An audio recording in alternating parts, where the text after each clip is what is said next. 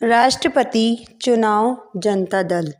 पिछले पखवाड़े के राजनीतिक घटनाक्रम से एकदम स्पष्ट हो गया है कि राष्ट्रपति चुनाव को लेकर विपक्षी दल दिग्भ्रमित रहे हैं।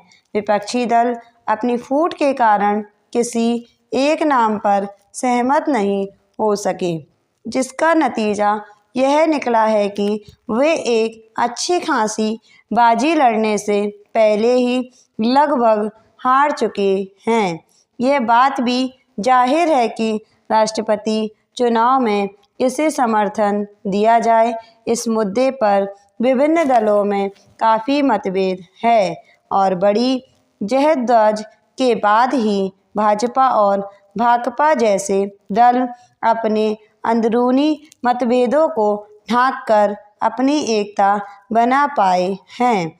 लेकिन इस मुद्दे को लेकर जनता दल जिस चक्रव्यूह में फंस गया है, उसमें से निकल पाना उसके लिए संभव नहीं हो पा रहा है। श्री जी सुएल को उम्मीदवार बनाए जाने से असंतुष्ट जनता दल के 6 सांसदों ने पार्टी अध्यक्ष श्री बोम्बई को पत्र लिखकर इस चुनाव में आत्मा की आवाज़ पर मतदान को अनुमति मांगी है। इस पत्र पर हस्ताक्षर करने वालों में श्री चंद्रजीत यादव, सैयद शहाबुद्दीन और यूनुस सलीम शामिल हैं। इन 6 सांसदों के संयुक्त पत्र का सीधा अर्थ यही है कि वे श्री सुएल की उम्मीदवारी की पक्ष में नहीं हैं और वे अपनी मर्जी से किसी अन्य को समर्थन देना चाहते हैं। दूसरी तरफ पार्टी के प्रमुख नेता वी.पी. सिंह ने इस अपील को नकारते हुए स्पष्ट किया कि पार्टी की राष्ट्रीय कार्यकारिणी से श्री सुएल को उम्मीदवार बनाया है और यह फैसला अंतिम है। श्री सिंह के इस बयान के बाद असंतुष्टों के साथ टकराव के कारण आगे पीछे जनता दल में एक और विभाजन की नौबत आ सकती है।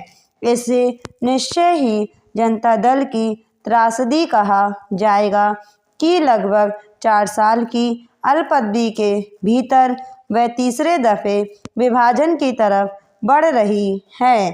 इसी 7 फरवरी में अजीत सिंह और उनके समर्थकों ने पार्टी छोड़ी थी और इससे पहले चंद्रशेखर देवीलाल घड़ा अलग हुआ था। इसे विडंबना ही कहा जाएगा कि जो पार्टी 2 साल पहले दिल्ली में सत्ता में थी, वह फांक होकर बिखरती जा रही है। जनता दल के इन विभाजनों से यह निष्कर्ष आसानी से निकाला जा सकता है कि बिना किसी सैद्धांतिक आधार के होने वाली एकता अस्थायी होती है और स्वार्थों का टकराव बहुत जल्दी पार्टी को ले डूबता है। 70 के दशक में जनता पार्टी रूपी प्रयोग का जो हाश हुआ था, कमोवेश वही जनता दल में दोहराया जा रहा है। जनता दल के नेताओं में आपसी अहमों के टकराव की इन विभाजनों में जो भूमिका रही है, वह भी पूरी तरह स्पष्ट है। यह कहना गलत नहीं होगा कि राष्ट्रपति के लिए उम्मीदवार चुनने के सवाल पर पूर्व प्रधानमंत्री विश्वनाथ प्रताप सिंह ने जो रवैया अपनाया, उसके फलस्वरूप ही पार्टी में ताज़ा संकट पैदा हुआ है। अनुसूचित जाति या जनजाति वर्ग के व्यक्ति को उम्मीदवार बनाने का राग अलापने से पहले उन्होंने पार्टी को विश्वनाथ विश्वास में लिया हो, ऐसा नहीं लगता। उन्होंने एक जिद की तरह इस निर्णय पर मुहर लगवाई, जिसके कारण पार्टी का एक बड़ा वर्ग उनके खिलाफ विद्रोह पर उतारू है। निसंदेह जनता दल का शीर्ष नेतृत्व इस समय इधर कुआं उधर खाई की स्थिति में है। 2 विभाजनों से ऐसे ही चरमरा चुका जनता दल एक और विभाजन सह पाने की स्थिति में नहीं है।